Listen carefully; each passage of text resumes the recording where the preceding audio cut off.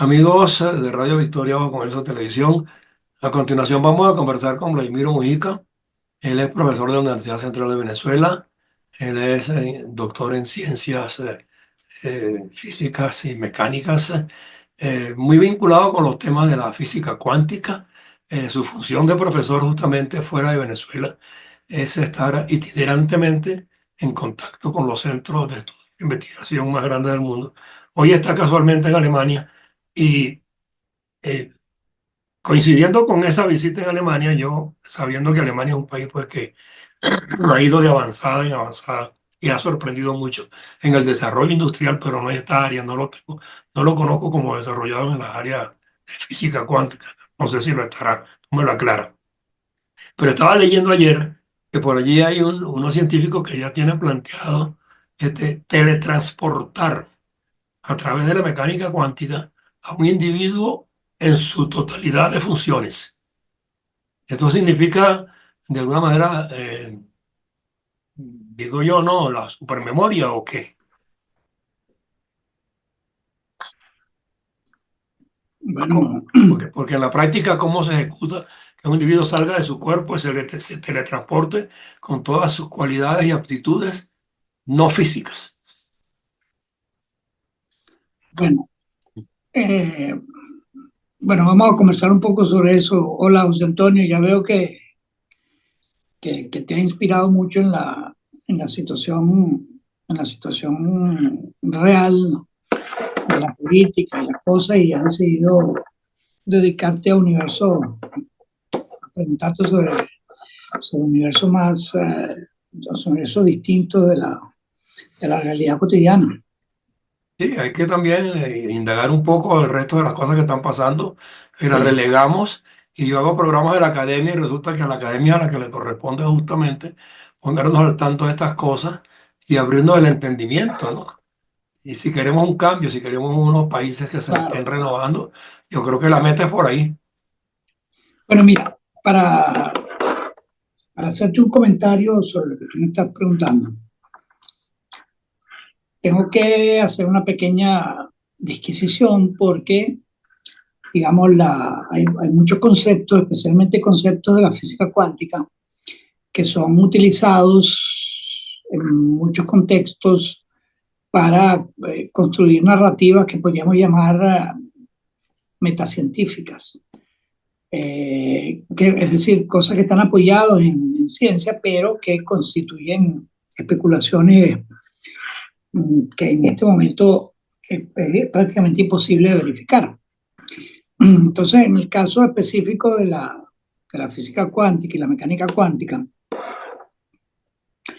eso se ha convertido en un caldo de cultivo bastante fértil porque hay fenómenos cuánticos que son perfectamente entendibles y analizables en dimensiones, en momentos de la escala de un electrón, de un átomo, una molécula, pero que cuando tú los transformas en objetos macroscópicos como nosotros, que tenemos trillones de átomos, moléculas, lo que corresponde. Entonces, muchas de esas conclusiones son difíciles de sustentar. Entonces, claro, para entender en qué consiste la diferencia pues, fundamental, los objetos en la escala cuántica tienen propiedades que se corresponden con objetos clásicos y otras propiedades que no se corresponden con objetos clásicos. Es decir, si tú estás pensando en una pelota de béisbol, por tomar un ejemplo, esa pelota de béisbol puede ser descrita completamente por la mecánica clásica, la mecánica de Newton. Hasta que si tú tomas un electrón en un átomo de hidrógeno, que un átomo de hidrógeno son un protón y un electrón, entonces la propia existencia del átomo de hidrógeno no se puede explicar con la mecánica clásica, porque la mecánica clásica predice que un átomo de hidrógeno colapsa y el electrón se precipita sobre la posición del núcleo. Entonces, ¿qué pasa? Que hay diferencias fundamentales y cuando tú piensas aplicar esas diferencias fundamentales, como te digo, objetos macroscópicos, te encuentras con cosas que algunas son muy interesantes y especulaciones interesantes y otras son imposibles de sustentar. Entonces, la pregunta que tú hiciste, esto de teleportación, teleportación es algo que se está haciendo, eh, se está explorando a nivel de objetos cuánticos, se lo explora con radiación, con fotones, se lo explora con electrones, pero de ahí a llegar a teleportación de objetos macroscópicos como nosotros, hay todavía una diferencia enorme, no, ni siquiera se sabe si se va a poder hacer. Y porque no es solamente vaciar el contenido de un objeto físico, sino reensamblarlo con todas las características de lo que se la copia.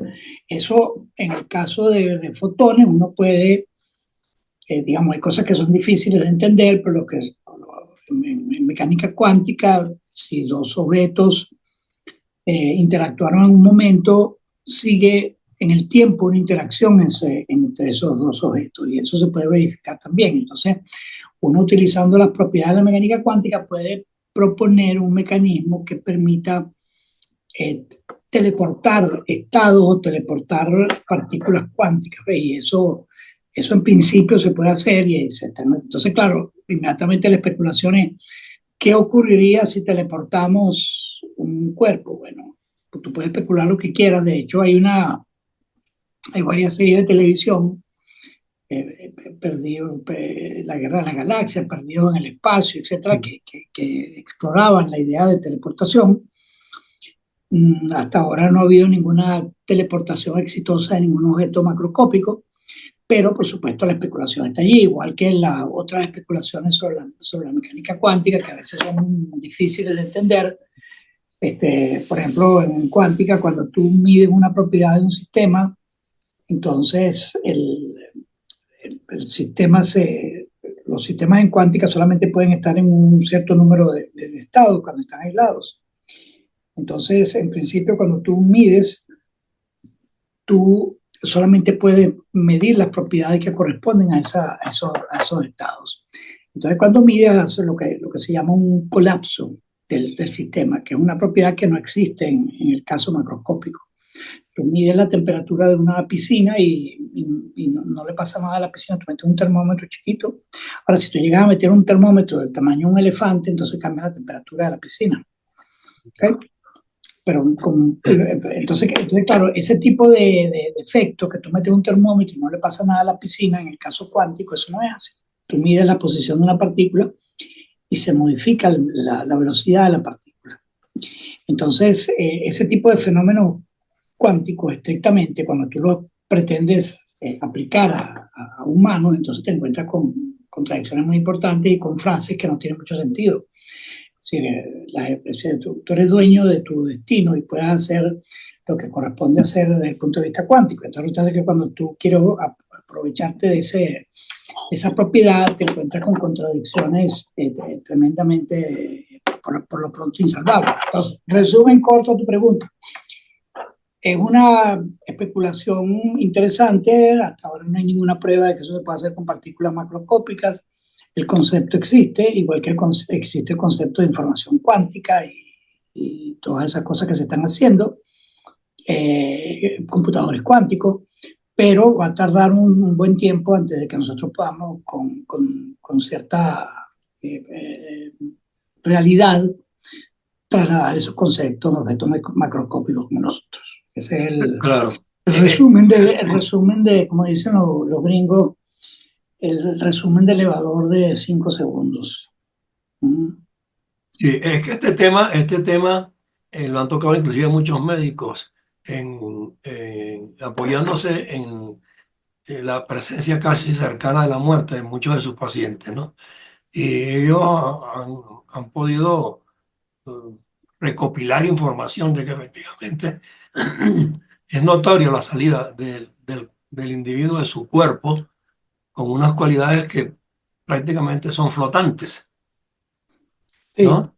O sea, todavía como, no, mira, todavía no estamos allí. Eso es digamos, yo sobre eso no Uno puede creer lo que quiera, pero el asunto es que no hace falta utilizar argumentos científicos que a veces son muy difíciles de demostrar. Cuando alguien muere, una vez se siente cosas, siente acciones a distancia, siente efectos.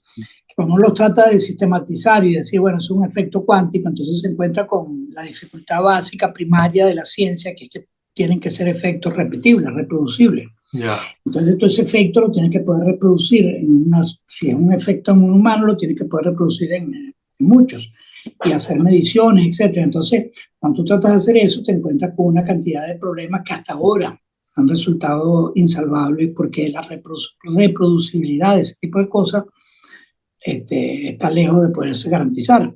Entonces, bueno, es un tema fascinante. Quizá muchas empresas, vendedores de libros, que tratan de ir más allá. Si uno lo maneja como ciencia ficción, no hay problema, pero cuando lo quieres manejar como ciencia que no es de ciencia ficción y tener evidencias concretas de que eso es así, entonces te encuentras con dificultades que todavía son insalvables. claro. No, y la gente lo que se pregunta es, bueno, ¿cómo es posible que con la inteligencia artificial el, el individuo humano se pueda comunicar y lograr generar a través de un acumulado de experiencias y historiográficas, o sea, componer argumentos para una circunstancia nueva que nadie conoce, por ejemplo?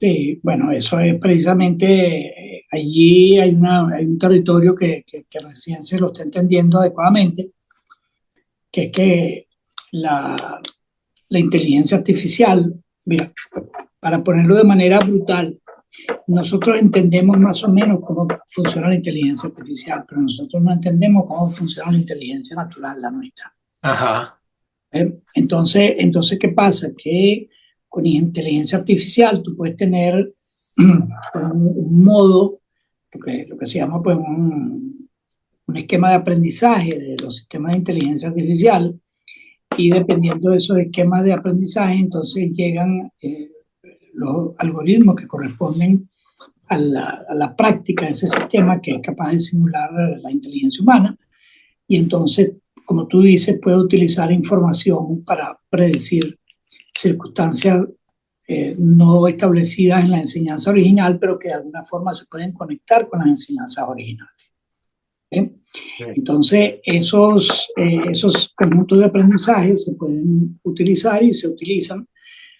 Por ejemplo, se envió un cohete a un exoplaneta, y la última parte del acercamiento del cohete se hizo con inteligencia artificial, es decir, que el sistema de inteligencia artificial iba aprendiendo del entorno. Entonces, claro, tú vas aprendiendo del entorno. ¿Qué quiere decir aprender del entorno? Que tú tienes unos algoritmos internos que son capaces de tomar las posiciones de los planetas, de los meteoritos, de cualquier cuerpo, y entonces ir construyendo una trayectoria para el satélite, el vehículo que fue lanzado de la Tierra, para que hiciera su última fase de aterrizaje en un cuerpo celeste que está a millones de kilómetros de Ujú. distancia. ¿Ves? Entonces, pues, parece una cosa mágica, pero no es mágica, es utilizar la, las propiedades matemáticas y físicas que están detrás de, del aprendizaje cuántico. Pero es posible tanta precisión en un cosmos tan inextenso, o sea, a través de cálculos humanos realizados en un escritorio. En la parte final del acercamiento no lo hace ningún humano, lo hace el Ajá, propio sistema. ajá. El humano lo que hizo fue diseñar ese sistema hasta un cierto punto. De un cierto punto en adelante lo toman computadores. Remonte a Pero las dificultades. eso vale también para un teléfono. El procesador de un teléfono tiene más de 100 millones de transistores. Ya. Ningún humano puede ensamblar 100 millones de transistores. El ensamblaje de las unidades de procesamiento de un teléfono los hace a su vez otra maquinaria computarizada. Los Ujú. humanos lo que hicieron fue diseñar los códigos iniciales de aprendizaje. Entonces los propios algoritmos y la matemática que está detrás de esto eh, hace un aprendizaje y va construyendo posibilidades de respuesta que no tenía inicialmente. ¿Ves? Ok. Es como que tú le enseñas a detectar objetos cercanos, entonces tú, bueno, lo enseñaste poniendo déjame exagerar, poniendo unas metas cercanas, pero el algoritmo es capaz de ir ubicando que son objetos cercanos hasta que es capaz de aprender de gatos cercanos y luego de perros y eventualmente puede aprender de la presencia cercana de automóviles. ¿Eh? Y produce decisiones que son mucho más precisas que las que produciría un humano. Las que toma uno buen y sano, como dice. Sí, pero como, bueno, también allí todo este tema de la inteligencia artificial, que es un tema fascinante. La inteligencia artificial, que la gente lo toma como una tecnología que vamos a aprender a dominar igual que cualquier otra tecnología. Y hay gente como yo, y no solamente yo, mucha otra gente piensa que esa es una tecnología que tiene el potencial para superarnos a los humanos. O sea, que estamos en presencia de una tecnología que puede ser disruptiva de nuestro pasado de evolución biológica en la Tierra. Y eso es un riesgo que estamos corriendo, aparte de otros, porque este suena como muy complejo y muy lejano, pero, por ejemplo, la inteligencia artificial es utilizada por los gobiernos dictatoriales de la Tierra para reprimir y para aprender sobre los ciudadanos y para control social. Entonces, por ejemplo, Venezuela, nuestro país, es uno de los usuarios importantes, el Estado y las fuerzas represivas venezolanas son usuarios importantes del mecanismo de inteligencia artificial, pero cuyo propósito es controlar y reprimir. Claro. Y Entonces qué eso es bueno que un... terminas con ese tema, porque fíjate que hoy estaba leyendo yo un pronunciamiento que Venezuela entera estaba exigiendo y hasta María Corina ayer lo invocó y le dijo a Karin Khan y a la Corte Penal que se esperaba que se pronunciara porque ha transcurrido el tiempo y no ha habido claridad al respecto. Y creo que ya hoy sí hay un pronunciamiento bien concreto de Karin Khan sobre el particular, ¿no? Es un sí lo es, yo lo leí con detalle, lo escuché. Ajá. Aparte de que bueno, la traducción que está circulando por ahí es horrenda, no sé si ya la corrigieron. Bueno, El tipo tiene un inglés impecable, entonces yo no sé quién tradujo eso, pero era este, horrenda, ¿no? Pero bueno, entonces,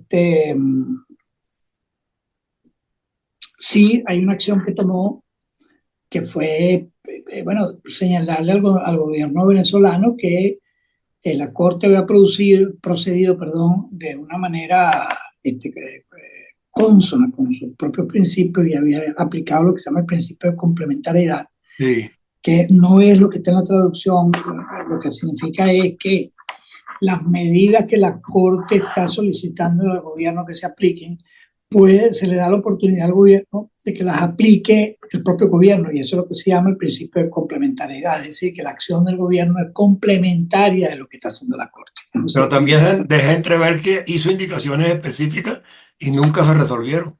Y no, el nunca se gobierno se... resolvieron. Precisamente lo que está advirtiendo el gobierno es que los tiempos de espera para que se active la complementariedad se están acabando Exacto. y que el gobierno tiene que tomar medidas específicas de liberar a los adolescentes, a los niños, etcétera.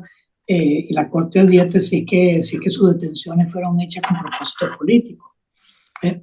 Entonces, bueno, es un paso, mucha gente lo ha visto como un paso incompleto, que no tiene el alcance adecuado. Yo estoy entre quienes se cuentan en que consideran que este fue un paso importante, que se puede traducir en otra cosa más. No es lo que estábamos pidiendo, no lo es, de Claro. ninguna manera. Sí. Pero en una orfandad y una diletancia que ya tomaba más de 3 años, el que haya decidido esto la Corte en un momento tan apretado como este, a